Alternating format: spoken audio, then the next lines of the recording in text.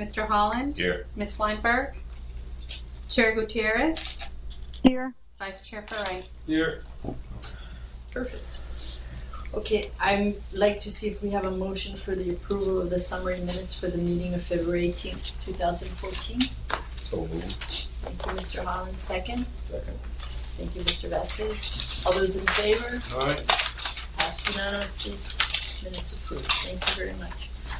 Okay, I'd like to hand it over to Marie to please give us a walkthrough on the revision of the budget policy.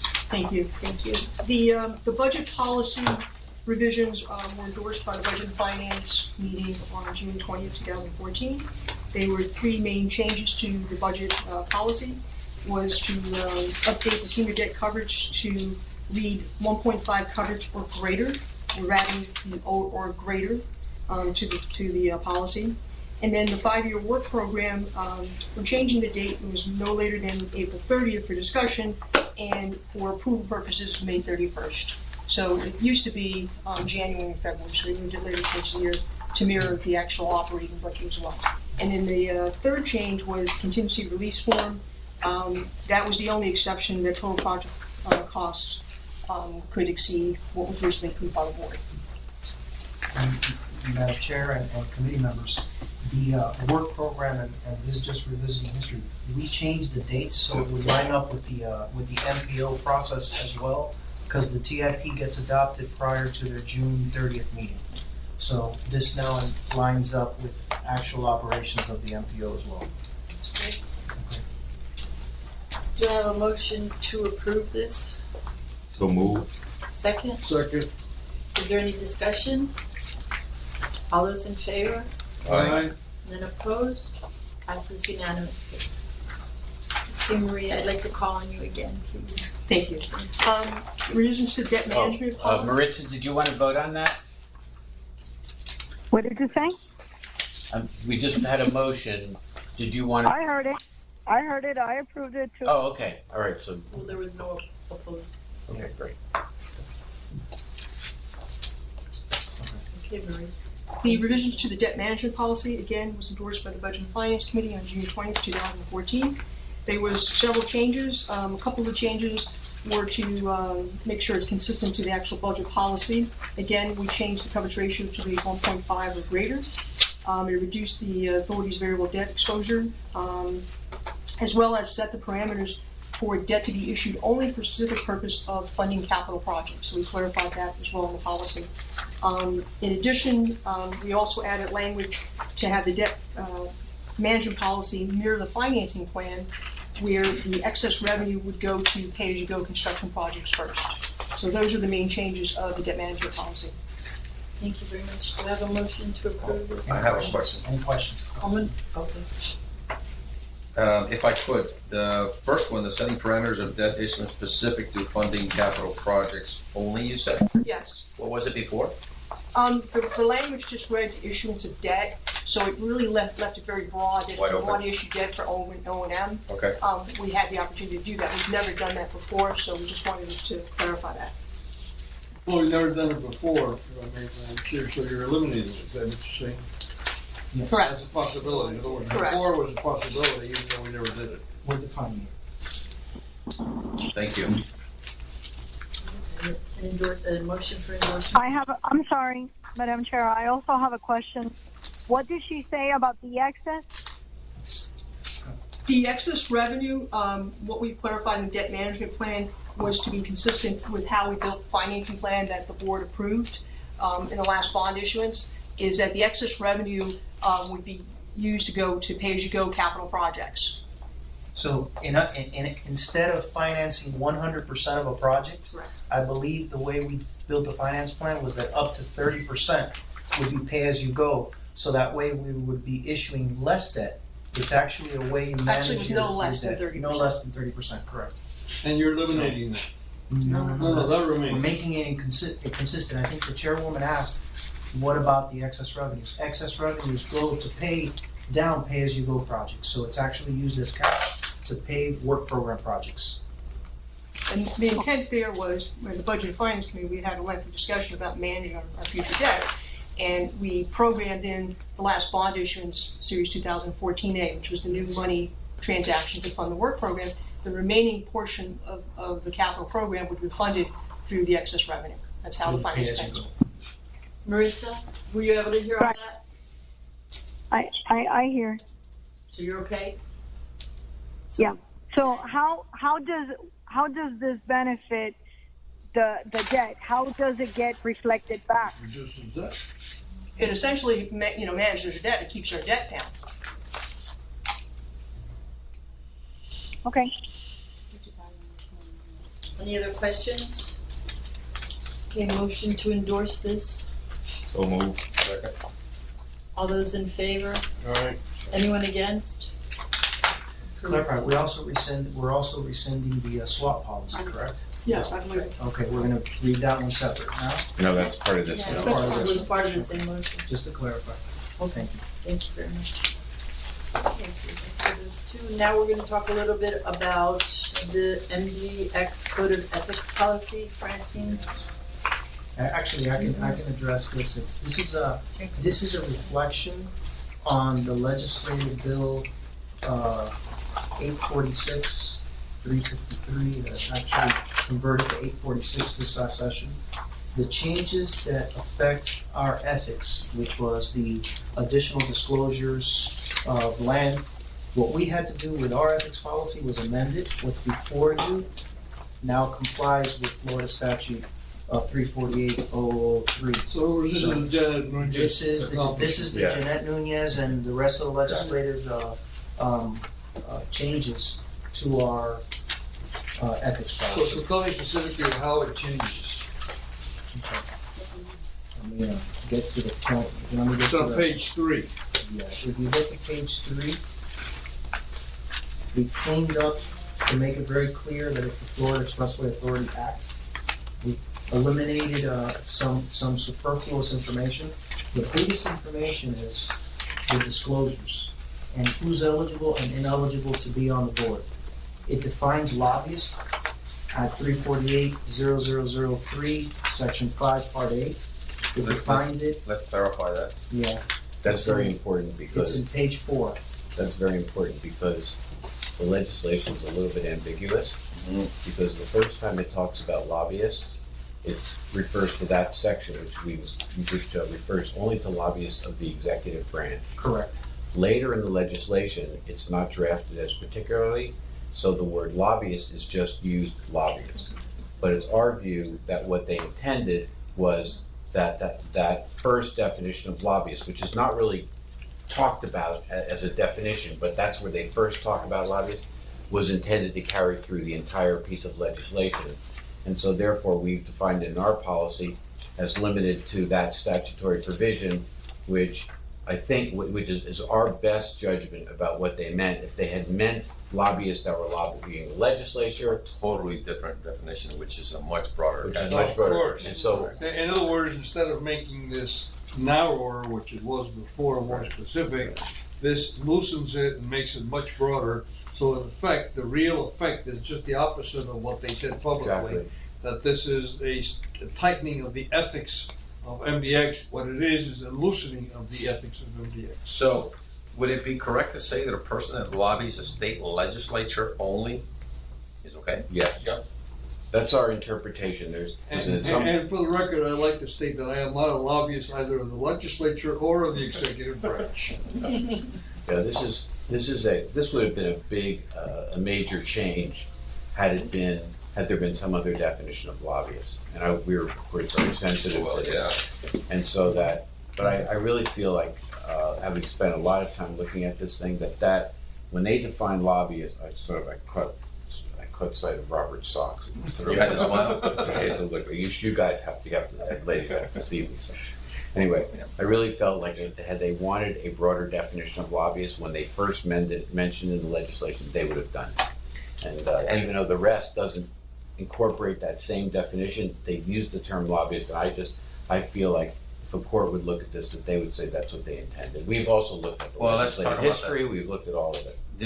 Not that we have an obligation, but for purposes of moving forward, have the authors of the bill coincided and agreed with our definition and our interpretation? What we did is, It's not a court of law. what we did was we went through, we spoke to the legislative staff that was involved, And and they don't have any different view. Okay.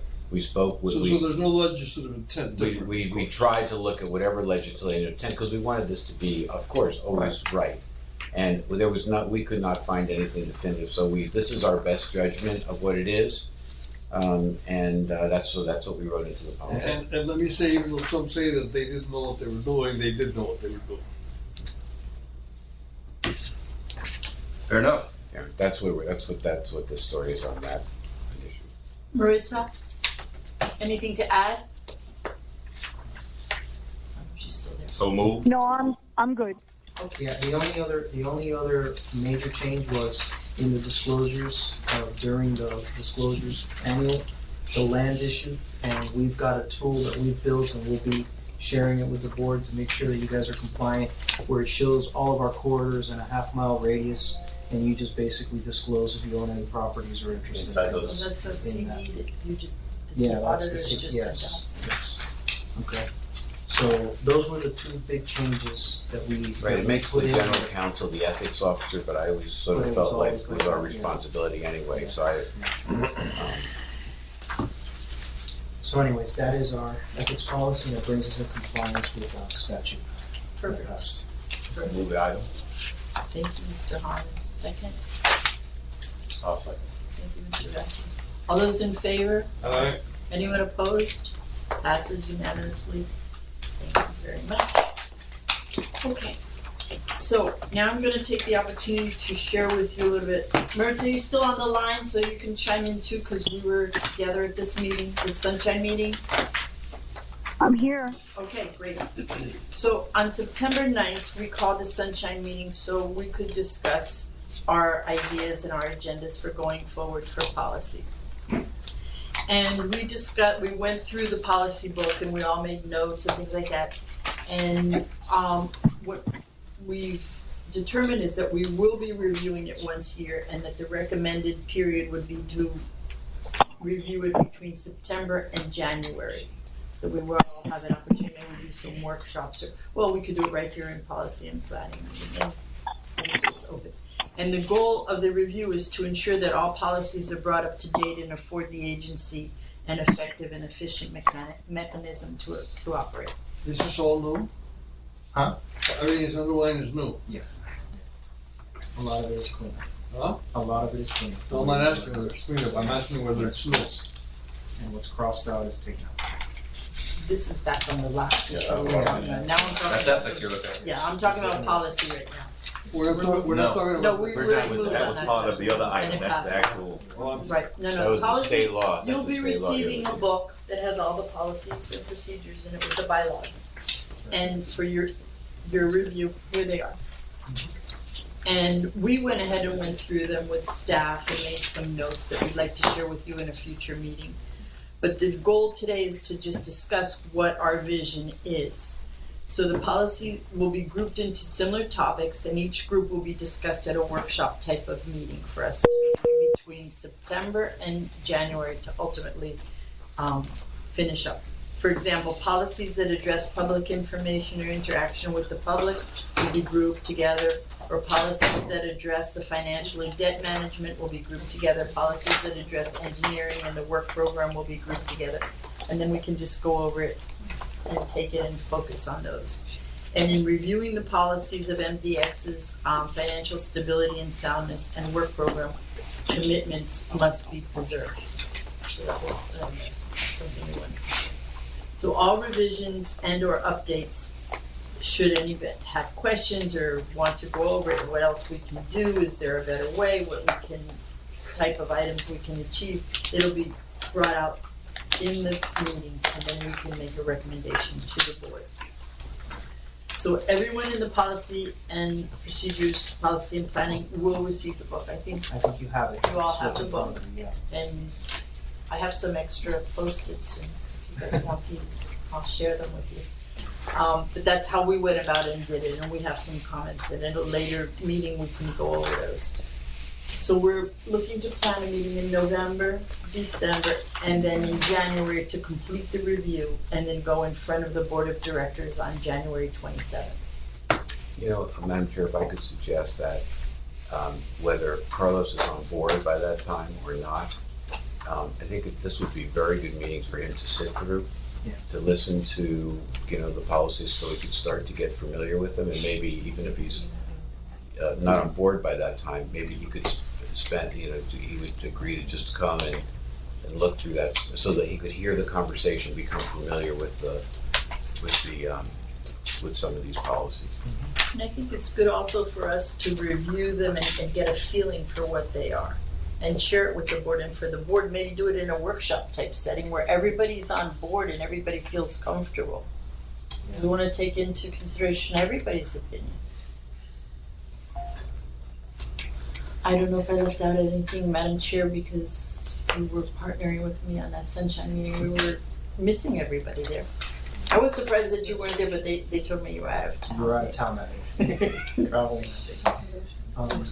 Madam Chair, I mean, if I can elaborate a little bit for the new committee members, we went through this process maybe 3-4 years ago, where we took an exhaustive look at our bylaws and made that basically our constitution, and then looked at all of our policies, tried to combine, tried to amend, bring them up to date. And every year that laws get enacted, some of these policies are outdated, some of them need to be amended. Our debt policy, our swaps, procurement, you name it, things need to be reviewed. And I think with the conversation, I think what we did is reinforce that we want to look at these once a year, and the window that Chair Fano said, from September to January, gives us the time to have conversations and let them go through their process of committees. For instance, if we're going to amend a policy that affects the work program, eventually it'll originate and then it'll go to operations. If there's a financial impact, it'll go to budget finance and then it'll go up to the board for final approval. But what we did at that meeting, I think, was reinforce the specific way of how we will address all of these policies in a systematic way rather than in piecemeal throughout the year. Is that Exactly. a fair summary? Yeah, thank you. That's a fair I summary. appreciate you adding that. Is there any other discussion? Any questions? And the only thing I would offer to the board is if any of the board members have any suggestions, comments offline, let me know. I've got a running tab, because when we group them together, I'll bring in a summary of all the suggestions I've gotten so we can have the discussion. Pros, cons, how it affects, direct impacts, indirect impacts. If we make a change here, how it might affect other areas, so that we can, and I can keep a running tab, so it's open at any time, let me know. And I will be more than happy to have a conversation, tabulate, and bring it to a workshop setting. Okay, so I believe the meeting for the MIC Enterprise has been, Yeah, we postponed it. To what day? Actually, Secretary Pago and I are working on a date. We want to try and get it done as soon as possible, but it wasn't going to happen Monday. It just couldn't happen Monday. So, it's my fault, and I spoke with the Secretary about it, and we will move on. And that's just it. It may require us sometime in the future to call a special meeting, but then I'll speak with Chair Gutierrez to address that in the appropriate time. Okay? But I wanted to let you guys know because it's short notice. Your Mondays are open again. Your Monday's open again. Thank you. Okay. so I don't know if anyone has any things they want to discuss or talk since we're here in the Sunshine meeting. Yes, I got two things. After. Oh, no, I'm good. There's a transit hub development meeting that the chamber's called together. I think Bernie, you're going, right? And I've asked to go to that. And I see that Dover is the guy leading that discussion. I think Fausto Gomez is the one that's going to moderate the conversation. But what's that all about? I think How does that affect us, if at all? I'm not sure it affects us, Mr. Ferreira. I can talk to that. He's part of the committee, actually. I am chair of the real estate committee in chamber, And there's 3 committees that have planned this event: the Real Estate Committee, Transportation Committee, and New World. Real Estate has been the least involved.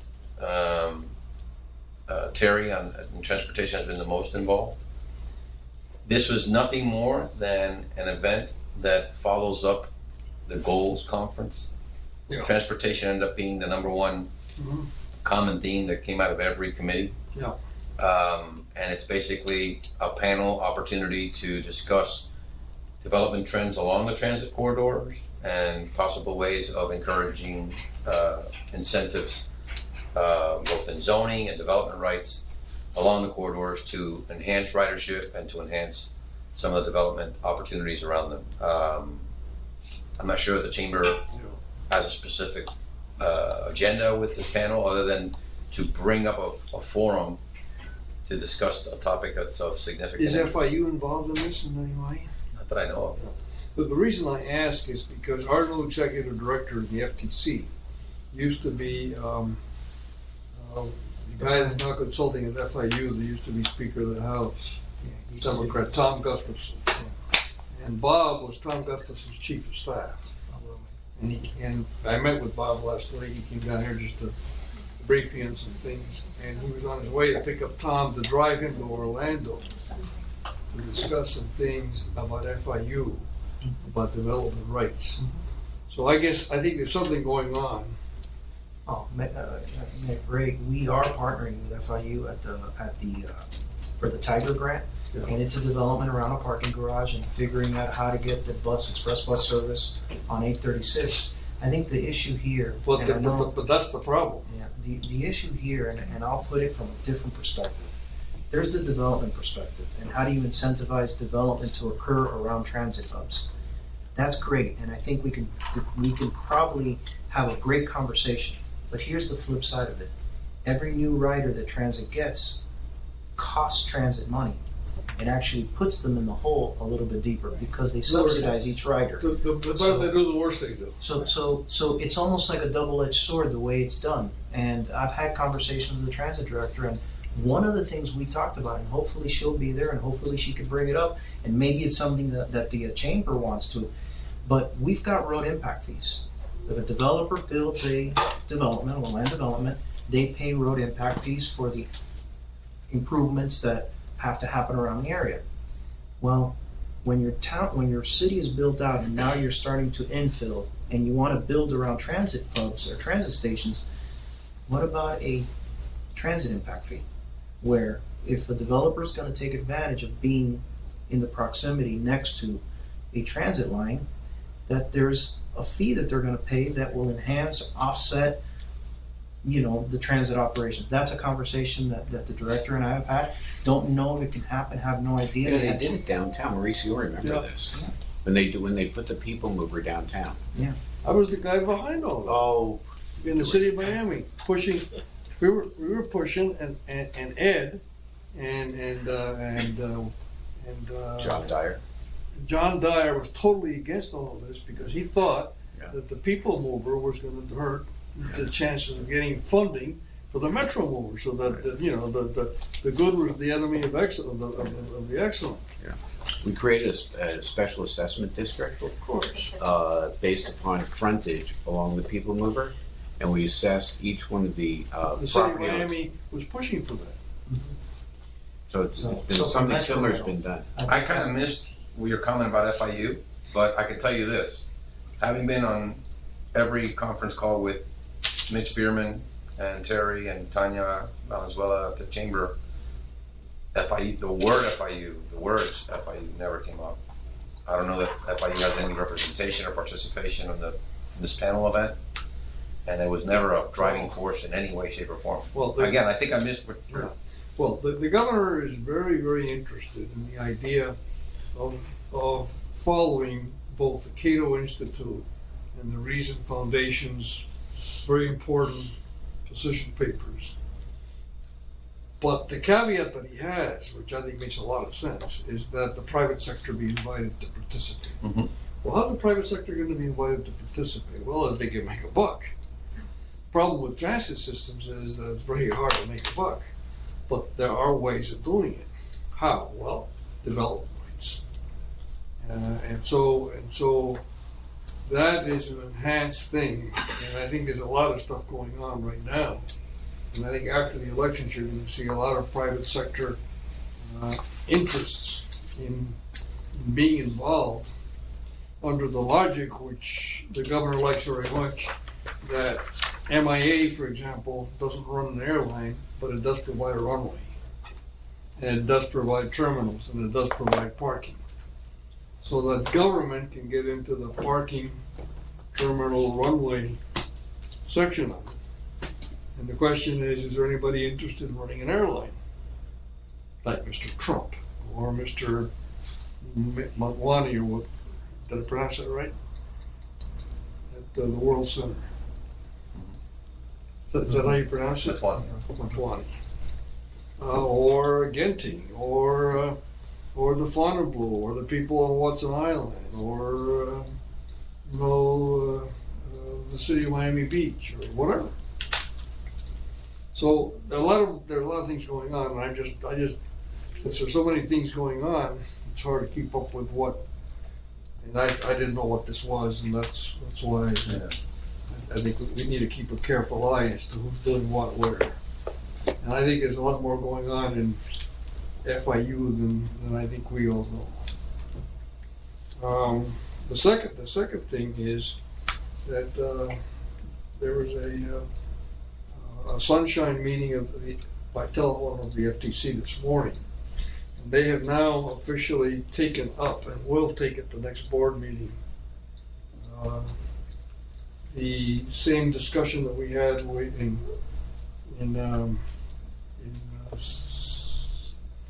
Austin with Snyder about corridor management. Yeah, the integrated corridor management, ITS. Integrated corridor management.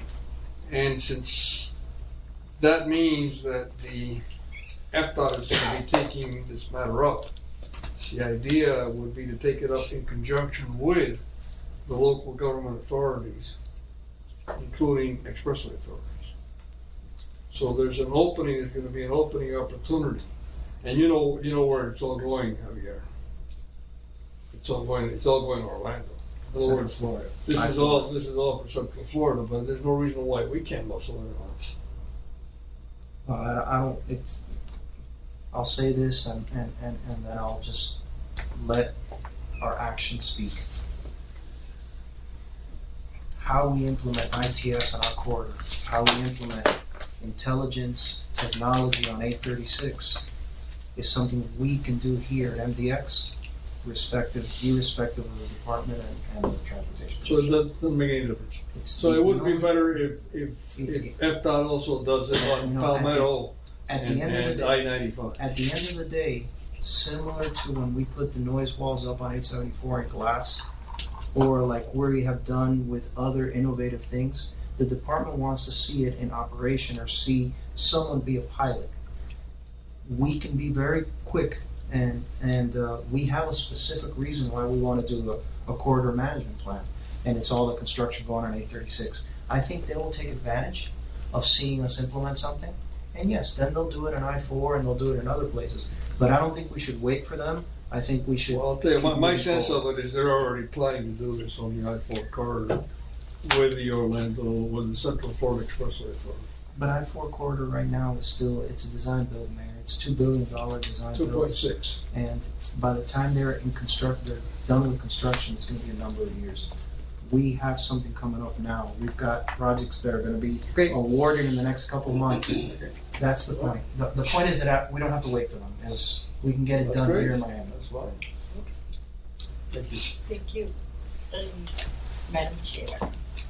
No, all good. We get to work on these. The key to revisiting the policies is to make sure not only that they're current, but that they help MDX's growth, that they don't hamper its growth. And there are some policies here that we need to clean them up, and some that actually do need to be deleted. Okay, so that's really, and I think less is more. So it's not to grow to 50, it's to condense and make it easier and better. Right, and then by grouping them, we can focus on them. Actually, and whatever goes together should be together. And we'll take them to the appropriate committee. And Absolutely. hopefully be able to get this wrapped up by the end of January. Beautiful. Everybody okay with that? If there's nothing else, motion to adjourn. Thank you. Thank you.